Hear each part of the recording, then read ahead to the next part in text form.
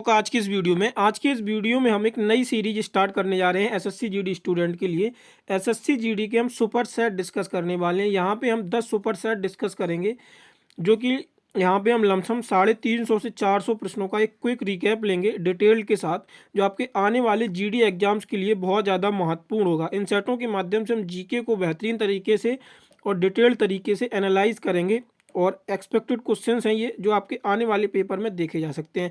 तो सीरीज ये आप लोगों के लिए बहुत महत्वपूर्ण रहने वाली है, तो इस पूरी सीरीज के साथ आप लोग जरूर जुड़ें और अपने दोस्तों के साथ साझा करना ना भूलें। तो चलिए चलते हैं पहले प्रश्न की तरफ।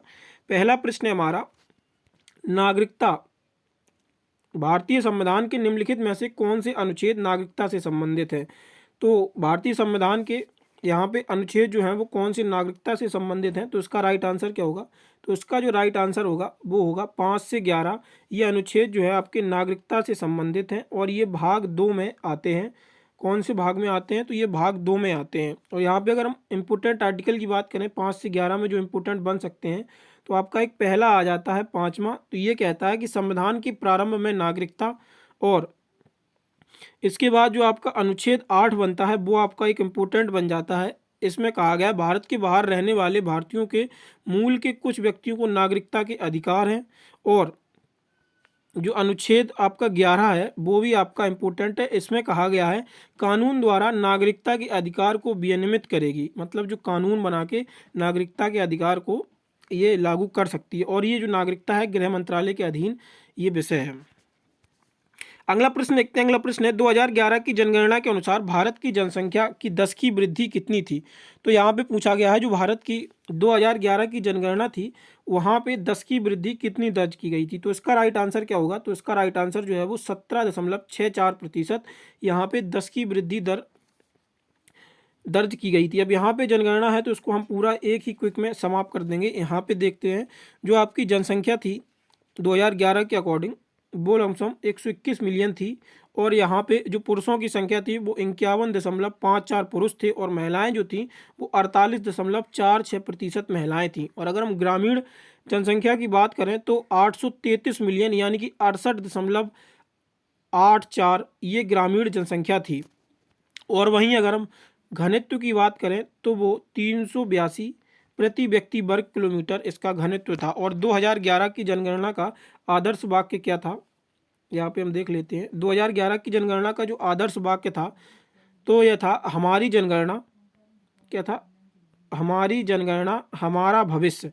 ये 2011 की जनगणना का आदर्श वाक्य था।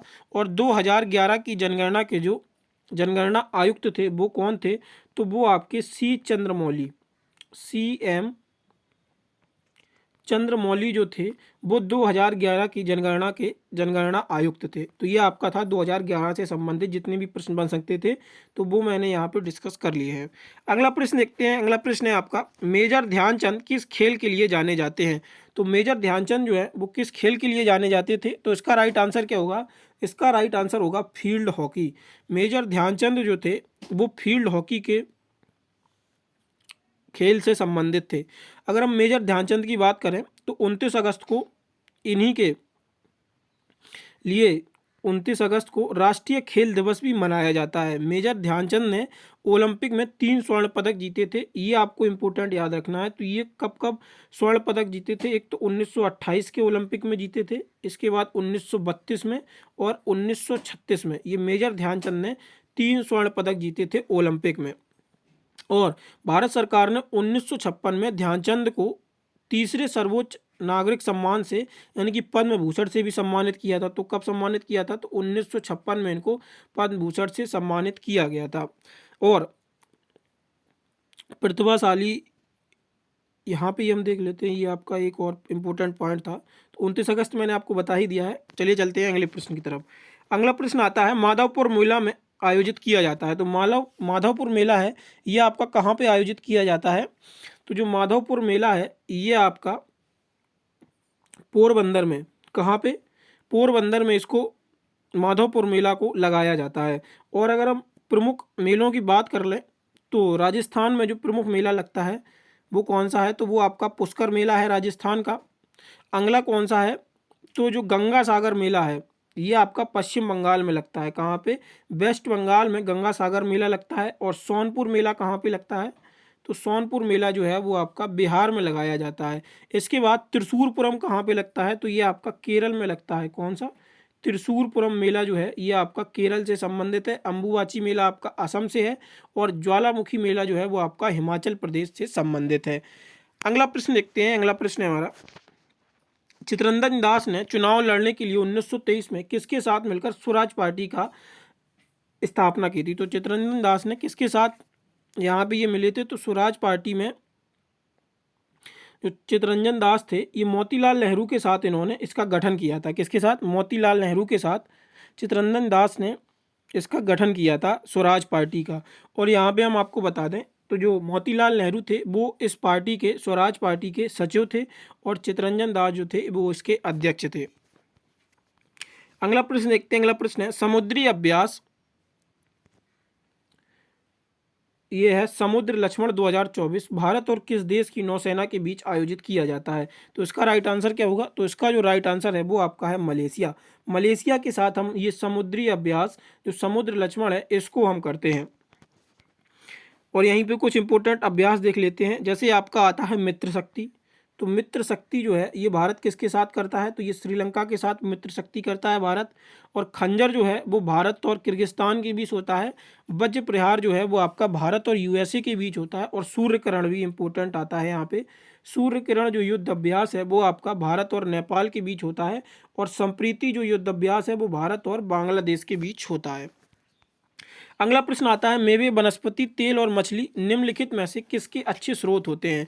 तो ये किसके अच्छे स्रोत होते हैं? तो इसका राइट आंसर होगा स्वास्थ्य वसा। ये हेल्दी फैट के अच्छे स्रोत होते हैं। अगर हम वहीं कार्बोहाइड्रेट की बात करें तो कार्बोहाइड्रेट के लिए एक तो सबसे बढ़िया आपके अनाज जो होते हैं वो स्रोत होते हैं। इसके बाद आलू और फल, ये कार्बोहाइड्रेट के अच्छे स्रोत होते हैं। अगला प्रश्न देखते हैं। अगला प्रश्न आता है आपका, भारतीय संविधान के निम्नलिखित में से किस संवैधानिक संशोधन अधिनियम से लोकसभा और राज्य की विधानसभाओं के निर्वाचन के लिए मतदान की उम्र 21 से घटाकर 18 कर दी गई थी? तो इसका राइट आंसर क्या होगा? तो इसका जो राइट आंसर है वो आपका होगा 61वें संविधान संशोधन से उम्र जो थी ये आपका 1988 में हुआ था। और अनुच्छेद 326 में इसका संशोधन किया गया था। तो 21 से घटाकर इसको 18 कर दिया गया था। और आपको यहाँ पे जो 52वां संविधान संशोधन दिख रहा है ये आपको इम्पोर्टेंट है। ये 1985 में हुआ था। और ये दल बदल कानून से संबंधित है। इसके बाद 72वां जो संविधान संशोधन है ये आपका 1992 में हुआ था, त्रिपुरा राज्य विधानसभा में अनुसूचित जनजातियों को आरक्षण प्रदान करने के लिए। और 81वां संविधान संशोधन जो है वो आपका 2000 में हुआ था। यहाँ पे रिक्तियों के बैकलॉग में अनुसूचित जातियों को अनुसूचित जनजाति के लिए आरक्षण की सुरक्षा प्रदान करने के लिए संशोधन को किया गया था। तो ये सभी के सभी जो संविधान संशोधन है वो आपके इम्पोर्टेंट है। और 61वां आपका यहाँ पे बहुत ज़्यादा महत्वपूर्ण है। 61वां क्या है? तो 21 से उम्र थी मतदान के लिए वो 18 कर दी गई थी। और 52वां ये दल बदल कानून से संबंधित है। अगला प्रश्न देखते हैं। अगला प्रश्न है, निम्नलिखित में से किसे भारत का दूसरा लोकपाल नियुक्त किया गया है? तो ये आपके करंट के क्वेश्चन भी मैंने इंक्लूड किए हैं जो अभी लेटेस्ट अपॉइंटमेंट हुए हैं और जो प्रश्न बन सकते हैं। तो यहाँ पे जो भारत के दूसरे लोकपाल नियुक्त किए गए हैं वो आपके अजय माणिकराव खानविलकर नियुक्त किए गए हैं। और इनके साथ जो न्यायिक सदस्य हैं वो आपके बहुत महत्वपूर्ण हो जाते हैं। न्यायिक सदस्य में इनके साथ जो अन्य नियुक्ति हुई है न्यायिक सदस्य की, किसकी? न्यायिक सदस्य। तो आपको यहाँ पे याद रखना है, न्यायिक सदस्य में सबसे पहला नाम आता है ऋतुराज अवस्थी, आपको याद रखना है। और न्यायाधीश लिंगप्पा नारायण स्वामी और न्यायाधीश संजय यादव, ये तीन नाम आपको याद रखने हैं। इनके साथ जो न्यायिक लोकपाल में न्यायिक सदस्य बने हैं ये तीन लोगों की नियुक्ति हुई है। मैं एक बार फिर से रिपीट कर देता हूँ, जो तीन लोग न्यायिक सदस्य बने हैं, पहला नाम आएगा आपका न्यायाधीश लिंगप्पा नारायण स्वामी, दूसरा नाम है न्यायाधीश ऋतुराज अवस्थी और तीसरा नाम है न्यायाधीश संजय यादव।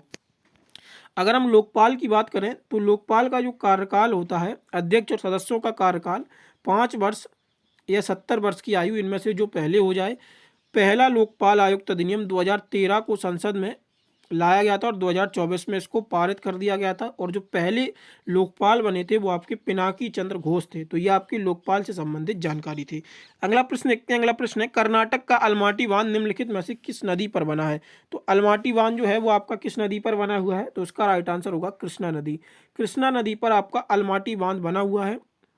और मुल्ला पेरियार जो बांध है ये आपका पेरियार नदी पे है, और सतलज नदी पे आपका कौन सा है, तो भाखड़ा नागल बांध है, ये आपका पंजाब में बना हुआ है। अगला प्रश्न देखते हैं। अगला प्रश्न है आपका, भारत में महावट क्या है? महावट क्या है तो ये आपको बताना है। तो इसका राइट आंसर क्या होगा, तो इसका सी राइट आंसर होगा। सर्दियों के मौसम के दौरान चक्रवाती वर्षा जो होती है उसको हम महावट कहते हैं। ठीक है, अगला प्रश्न देखते हैं। अगला प्रश्न है आपका, समूह यानी कि ग्रुप शून्य के तत्वों को समानता क्या कहा जाता है? तो इसको क्या कहते हैं, तो इसको हम अविक्रिय गैस कहते हैं। जो समूह यानी कि ग्रुप होते हैं ये अविक्रिय गैस के नाम से इनको हम जानते हैं। ठीक है, अगला प्रश्न देखते हैं। अगला प्रश्न आता है आपका, स्टैंड अप इंडिया योजना का उद्देश्य भारत के समुदाय को उद्यमिता में सहायता प्रदान करना था। ये क्या था, तो इसमें अनुसूचित जाति के जो लोग थे इन लोगों को सहायता प्रदान करना था। और स्टैंड अप इंडिया ये जो है वो 5 अप्रैल 2016 को ये शुरुआत की गई थी इसकी वित्त मंत्रालय के द्वारा। अगला प्रश्न देखते हैं। अगला प्रश्न है, बृहदेश्वर मंदिर का निर्माण किसके द्वारा कराया गया था? तो बृहदेश्वर मंदिर का जो निर्माण है वो राज प्रथम ने इसका निर्माण कराया था। वहीं अगर हम चोल शासकों के द्वारा कुछ महत्वपूर्ण मंदिर देखें तो राज प्रथम ने एक तिरुवल्लुवरम मंदिर बनवाया था जिसको हम ये बृहदेश्वर मंदिर के नाम से भी जानते हैं। और इसके बाद आदित्य प्रथम ने कन्नूर में बाला सुब्रमण्यम का मंदिर बनवाया था, और राजेंद्र चोल में कोंड चोलपुरम का मंदिर बनवाया था। ठीक है, ये आपको याद रखना है। अगला प्रश्न देखते हैं। अगला प्रश्न है, निम्नलिखित में से कौन सा राज्य भारत के कोयले उत्पादन नहीं है? तो यहाँ पे आपको ये 4 ऑप्शन दिए गए हैं, इनमें से आपको बताना है कौन सा राज्य ये कोयले का उत्पादन नहीं करता है। तो आप आसानी से एलिमिनेट कर लेते। गुजरात जो है वो आपका कोयला उत्पादन नहीं करता है। भारत में अगर हम कोयले उत्पादन में बात करें तो सबसे बड़ा कोयला का जो प्रोड्यूसर है वो आपका झारखंड हो जाता है।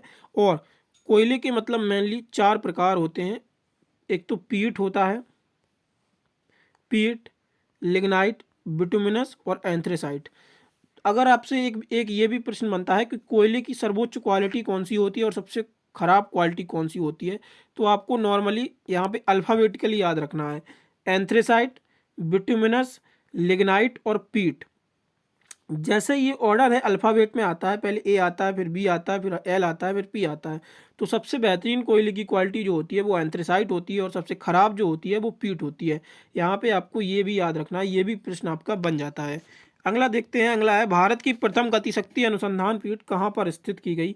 तो पहली जो गति अनुसंधान पीठ है वो आपकी शिलोंग में स्थित की गई, गति अनुसंधान पीठ। ठीक है, अगला प्रश्न देखते हैं। अगला प्रश्न है, लाइफ ऑफ पाई उपन्यास किसने लिखा है? तो लाइफ ऑफ पाई जो है ये यान मार्टल की बहुत फेमस पुस्तक है, और इनको 2001 में इस पुस्तक के लिए बुकर प्राइज़ भी मिल चुका है। इसके बाद जोनाथन सेफ्रॉन फायर की ये जो पुस्तक है वो कौन सी है? Everything is illuminated. और यहाँ पे जो खालिद हुसैनी दिख रहे हैं आपको, इनकी एक पुस्तक है ए काइट रनर। कौन सी है? ए काइट रनर। ये खालिद हुसैनी की पुस्तक है। आपको जोनाथन सेफ्रॉन और यान मार्टल की भी, ये तीनों पुस्तकें बहुत इंपॉर्टेंट हैं। यान मार्टल की तो मैंने आपको बताई दी, लाइफ ऑफ पाई, और खालिद हुसैनी की है काइट रनर, और जोनाथन सेफ्रॉन फायर की कौन सी? Everything is illuminated. ठीक है, अगला प्रश्न देखते हैं। अगला प्रश्न है आपका, पद्मा भूषण पद्म भूषण कुमारी कमला का संबंध किस भारतीय नृत्य से है? तो इसका राइट आंसर क्या होगा? तो इसका जो राइट आंसर है वो आपका कथक है। ये जो कुमारी कमला है इनका कथक से संबंध है, और इन्हें हम कमला लक्ष्मण के नाम से भी जानते हैं। इनका नाम इम्पोर्टेंट क्यों है? क्योंकि इन्होंने 1953 में महारानी एलिजाबेथ द्वितीय के राजअभिषेक उत्सव के दौरान उनके लिए प्रदर्शन करने के लिए आमंत्रित किया गया था। मतलब जो महारानी एलिजाबेथ द्वितीय थी उनका जब राजअभिषेक हुआ था तो उनको प्रदर्शन करने के लिए कुमारी कमला को आमंत्रित किया गया था। तो इससे ये नाम बहुत इंपॉर्टेंट हो जाता है। अगला प्रश्न देखते हैं। अगला प्रश्न है, सकल प्राथमिक घाटा डैश के बीच का अंतर क्या होता है? तो इसका राइट आंसर क्या होगा? तो सकल राजकोषीय घाटा और शुद्ध देय ब्याज, ये आपका सकल प्राथमिक घाटे के बीच का अंतर होता है। अगला और लास्ट प्रश्न देखते हैं, इसके बाद हम आपसे आज का प्रश्न पूछते हैं। तो आपका 20वां प्रश्न है, तो ये आपका जो सैक्रेनी उत्सव है ये किस राज्य में आयोजित किया जाता है? तो उसका राइट आंसर जो होगा वो नागालैंड में इसको आयोजित किया जाता है। नागालैंड के जो इम्पोर्टेंट त्यौहार है जिसमें आपका सबसे पहले आता है हॉर्नबिल, इसके बाद आता है मीमकूट, इसके बाद आता है मोत्सू, और यमसे फेस्टिवल और बिशु फेस्टिवल, ये आपके नागालैंड के प्रमुख उत्सव हैं। इसके बाहर नहीं पूछा जाएगा आपका नागालैंड से। एक बार मैं फिर से रिपीट कर देता हूँ। पहला आता है आपका हॉर्नबिल महोत्सव, ठीक है। इसके बाद आता है मीमकूट, इसके बाद आता है आपका मोत्सू, यमसे फेस्टिवल और बिशु फेस्टिवल, ये आपके नागालैंड के प्रमुख उत्सव हैं। इसके बाद हम आज का प्रश्न देखते हैं। आज का प्रश्न है आप लोगों के लिए, जनगणना 2011 के अनुसार भारत के निम्नलिखित केंद्र शासित प्रदेशों में से किसकी जनसंख्या घनत्व सबसे कम थी। तो आपको बताना है किस केंद्र शासित प्रदेश की जनसंख्या घनत्व सबसे कम थी 2011 की जनगणना के अनुसार। और आप एक प्रश्न में बता सकते हैं कि 2011 की जनगणना के अनुसार जो भारत 2011 की जनगणना का आदर्श वाक्य था वो क्या है, और जो जनगणना आयुक्त थे वो क्या थे, वो मैंने दोनों प्रश्न आपको आज की वीडियो में बताए, और ये प्रश्न आपको कमेंट बॉक्स में हमें बताना है। तो तीनों प्रश्नों के आंसर आप लोग हमें कमेंट बॉक्स में ज़रूर बताएं। और आप लोगों को बता दें, ये जो एसएससी जीडी के सेट हैं, ये आप फ्री ऑफ कॉस्ट हमारे एसएससी जीडी के सेक्शन में जाके ऐप पे फ्री ऑफ कॉस्ट ये जीके जीएस के सेट दे सकते हैं। वहाँ पे 25 से 30 सेट जीके जीएस के डाले गए हैं जो आपके आने वाले एग्जाम्स के लिए भी इंपॉर्टेंट हो सकते हैं। वहाँ पे करंट अफेयर भी, एक्सपेक्टेड करंट अफेयर डाला गया है। तो आप लोग डिस्क्रिप्शन में ऐप का लिंक दिया गया है, वहाँ से आप लोग ऐप को डाउनलोड कर लीजिएगा। और आरआरबी स्टूडेंट भी दे सकते हैं, और एसएससी जीडी के स्टूडेंट के लिए स्पेशल प्रैक्टिस सेट तैयार किए गए हैं। और वहाँ पे डिटेल्ड सॉल्यूशन के साथ आपको सॉल्यूशन देखने को मिल जाता है, और रैंक भी वहाँ पे आपको देखने को मिल जाती है। तो चलिए आज की वीडियो में बस इतना ही। अगर आप लोगों को वीडियो पसंद आई हो तो वीडियो को आप लोग लाइक ज़रूर करें, और चैनल पर अगर पहली बार हैं तो चैनल को प्लीज़ आप लोग सब्सक्राइब जरूर करें, और अपने दोस्तों के साथ शेयर करना न भूलें। धन्यवाद।